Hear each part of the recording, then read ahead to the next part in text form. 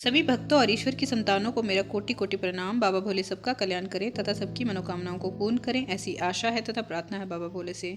वायव्य संहिता उत्तरार्ध का हम अध्ययन कर रहे हैं। आज 11वें अध्याय से अध्ययन आरंभ करेंगे। शुरू करने से पहले ओम नमः शिवाय, हर हर महादेव। 11वां अध्याय ब्राह्मण कर्म निरूपण। त्रिलोकीनाथ परमेश्वर शिव बोले, हे देवी, 3 बार नहाना, अग्नि कर्म करना, लिंग पूजा, दान, ईश्वर भाव, दया भाव, सत्य, संतोष, आस्तिकता, अहिंसा, लज्जा, श्रद्धा, पढ़ना पढ़ाना, उपदेश, ब्रह्मचार्य, श्रवण, तप, क्षमा, शौच आदि वर्ण धर्म है। ब्राह्मणों के लिए क्षमा, शांति, संतोष, सत्य, असत्य, ब्रह्मचार्य, तत्व ज्ञान, वैराग्य, भस्म सेवन, सर्वसंग में निवृत्त आदि परम आवश्यक है।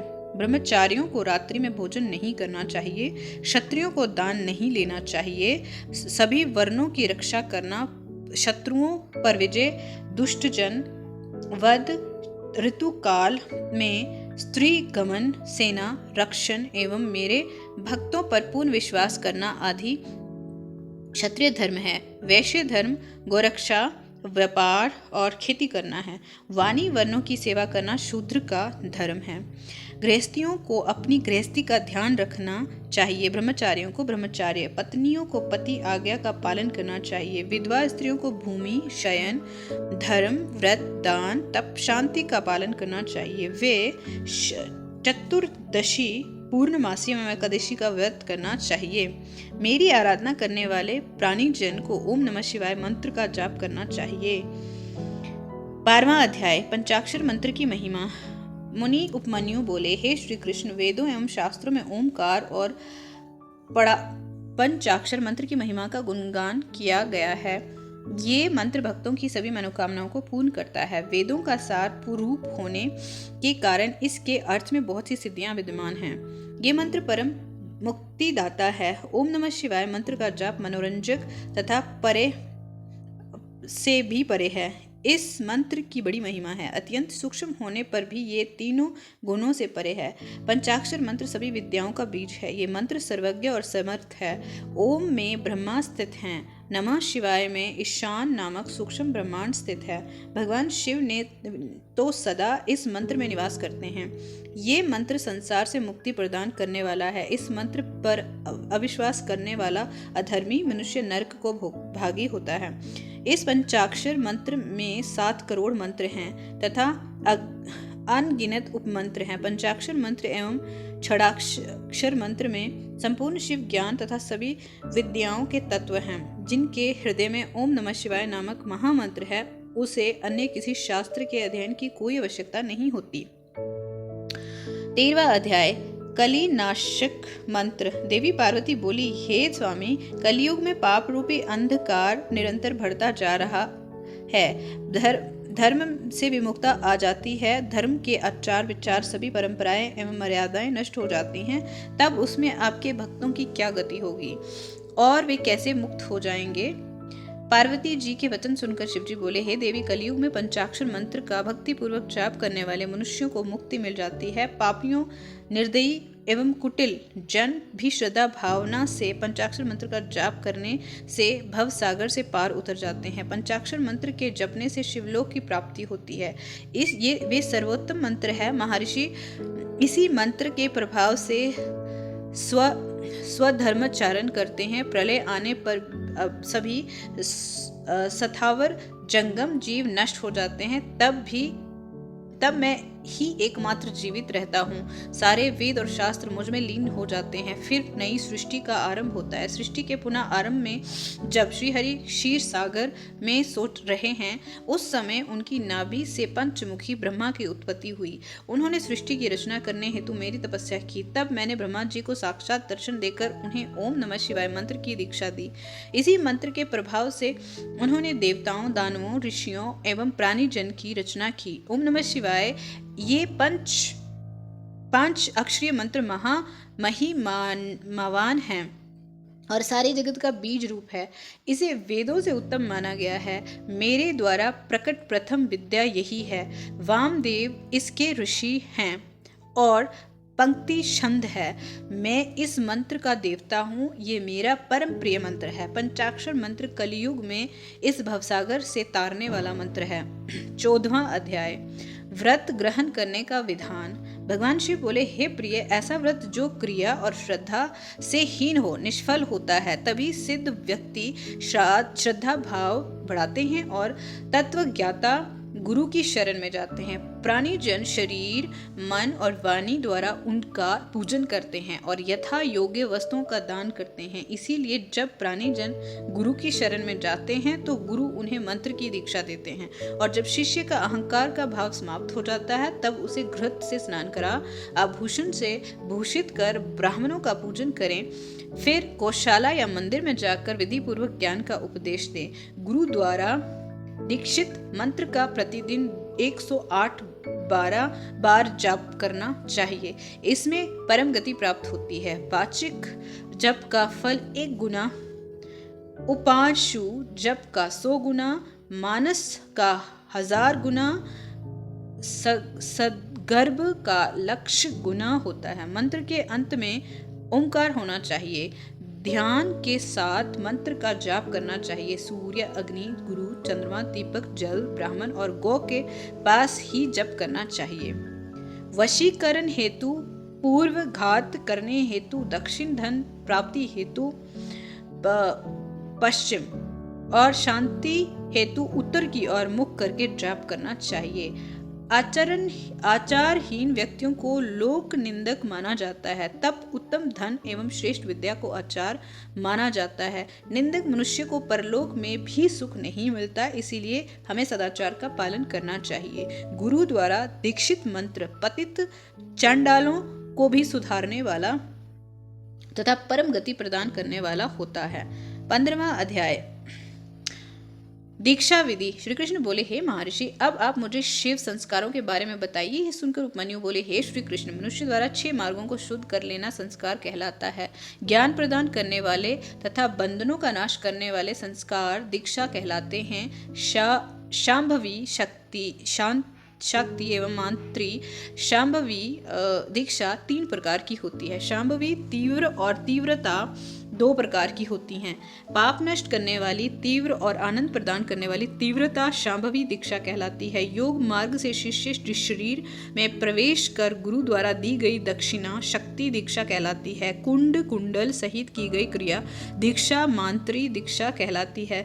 शिष्य को अपने गुरु के गौरव को बढ़ाने हेतु नित्य उनका पूजन करना चाहिए। गुरु और भगवान शिव में कोई अंतर नहीं मानना चाहिए। हमें गुरु आज्ञा का अनुसरण करना चाहिए। गुणवान गुरु जो सर्वेश्वर शिव का के परम भक्त हैं, परम मुक्तिदायक हैं। गुरुदेव अपनी शरण में आए ब्राह्मण शिष्य की 1 वर्ष, क्षत्रिय की 2 वर्ष और वैश्य की 3 वर्ष तक परीक्षा करें। जो शिष्य दुख एवं ताड़ना पाकर ही भी मौन रहें तो और दुख का अनुभव ना करें, उन्हें शिव तत्पात्र एवं शिव संस्कार योग्य मानना चाहिए।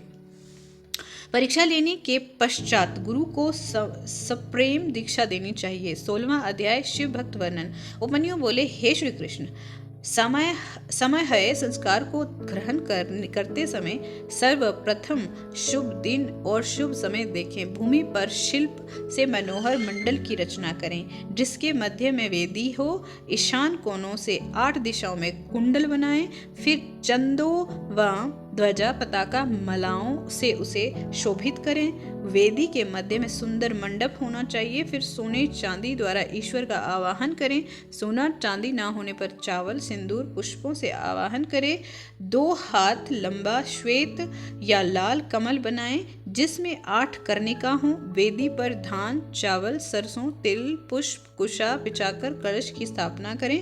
कलश में जल भरकर सुगंधित पुष्प अक्षत कुशा दुर्वा डालें तथा उस पर नया लाल वस्त्र लपेटें। स्वयं आसन ग्रहण करें। मंडल के मध्य में महेश्वर का पूजन करें।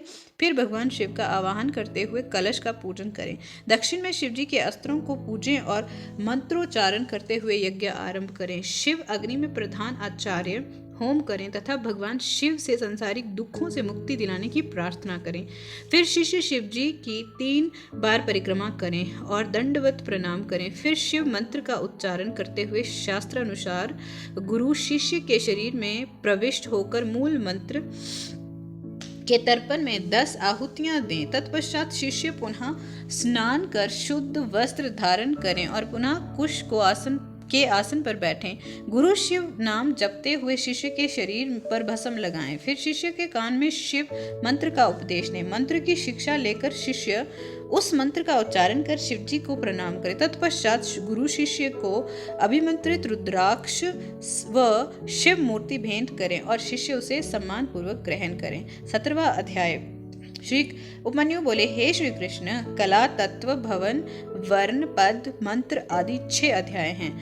निवृत्ति, प्रतिष्ठा, विद्या, शांति और अतीत 5 अध्याय हैं जो आवृत कहे जाते हैं। पृथ्वी को तत्वाध्वा कहा जाता है।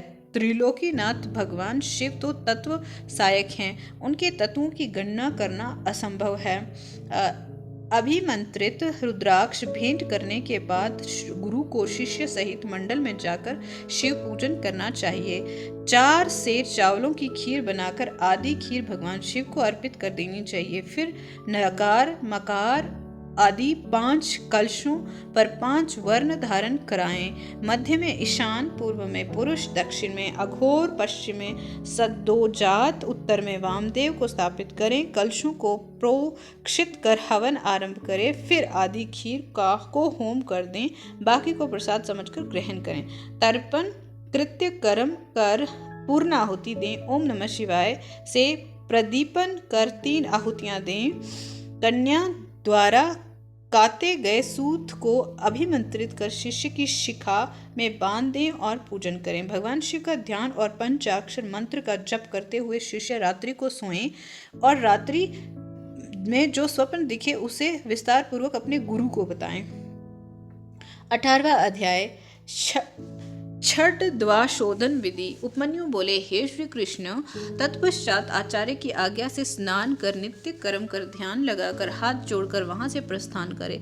पुष्प अर्चन और शिव नाम का उच्चारण करते हुए मंडल में आकर ईशान देव का पूजन करें। अग्नि होम करें। फिर आहुतियां डालकर वागीश्वरी का पूजन करें। वागीश को प्रणाम कर मंडल में देवता का पूजन करें। गुरुदेव शिष्य को मंत्रों द्वारा शुद्ध करें। फिर पूर्ण आहुति देकर ब्राह्मण का पूजन करें। 3 आहुतियां डालकर भगवान शिव का स्मरण करें। तत्पश्चात नील, रुद्र, वागीश्वरी, तेजस्विनी शिव शक्ति का चिंतन करें। फिर गुरु कैंची का प्रोक्षण कर शिष्य की शिखा छेदन करें। फिर उसे गोबर में स्थापित कर अग्नि में होम कर दें। मंडल में विराजमान भगवान शिव और देवी पार्वती का ध्यान करते हुए उनसे प्रार्थना करते हुए कहें, हे देवादिदेव, कृपा निधान, आपकी परम कृपा से ही क्षरदव का शोधन हुआ है और इसे अव्यय धाम की प्राप्ति होती है। आप नाड़ी संधान के साथ पंचभूतों की शुद्धि करें। फिर 3 आहुतियां डालते हुए अनिमा का निरूपण करें। तत्पश्चात त्रिलोकीनाथ भगवान शिव और देवी जगदम्बा का पूजन कर अपने पुण्य कार्य को सफल करने की प्रार्थना करें। 19वां अध्याय। साधन वेद निरूपण। उपमन्यु बोले, हे श्री कृष्ण, मंडप के मध्य में भगवान शिव का पूजन करके वहां कलश की स्थापना करें और फिर हवन करें। हवन करने हेतु शिष्य को सिर खोले हुए मंडप में बैठा दें। उसके पश्चात 100 आहुतियों का हवन करने के बाद सुगंधित पुष्प मिले जल से अभिषेक करें और शिष्य को देवादिदेव भगवान शिव संबंधी विद्या प्रदान करें। तत्पश्चात शिष्य को साधन करने की रीति बताएं। साधन उपदेश को शिष्य ग्रहण करके गुरुदेव के सामने ही मंत्र का उच्चारण करें। साधन मूल मंत्र का पुरुष चरण होता है। इस प्रकार विधि विधान से भक्ति पूर्वक आराधना पूर्ण करने के पश्चात क्षीर का प्रसाद अर्पण करें और दंडवत प्रणाम करें। तत्पश्चात आसन पर बैठकर भगवान शिव का स्मरण करते हुए ध्यान लगाकर दीक्षित मंत्र का जाप करना आरंभ कर दें। इस मंत्र के 1 करोड़ अथवा सामर्थ्य अनुसार जप करें। इस प्रकार इस मंत्र का उपदेश देने वाले गुरु और उपदेश पाने वाले शिष्य के लिए इस लोक और परलोक में कुछ भी ऐसा नहीं है जिसे प्राप्त नहीं किया जा सके। 20वां अध्याय। अभिषेक। उपमन्यु बोले, हे श्री कृष्ण, जब शिष्य दीक्षित मंत्र को साथ ले तब उसे पशुपति व्रत धारण कराएं। फिर उसे अभिषेक कराने के लिए आसन पर बैठा दें। पंच कलाओं में पूर्ण कलश स्थापित कर भगवान शिव का पूजन करें। मध्य के कलश के जल से शिष्य का अभिषेक करें। फिर देवादिदेव भगवान शिव को सुंदर वस्त्र एवं आभूषणों से शोभित कर शिव मंडल में आराधना करनी आरंभ करें। 108 आहुतियां डालकर हवन संपन्न करें। फिर शिव जी की मूर्ति को वहां से उठा लें। शिव घट और अग्नि का पूजन और आराधना करें। फिर अश्वशोधन की क्रियाएं पूर्ण करें। भगवान शिव में असीम श्रद्धा और भक्ति भाव रखने वाले और शिव शास्त्रों को जानने वाले विद्वान और ज्ञानी ही शिव मंत्र को दुर्लभ समझते हैं, इसलिए शक्ति संस्कार का निरूपण करें। आज के लिए इतना ही। आगे का अध्ययन अगली वीडियो के साथ जारी रखेंगे। तब तक के लिए धन्यवाद। ईश्वर सदैव सबका कल्याण करें।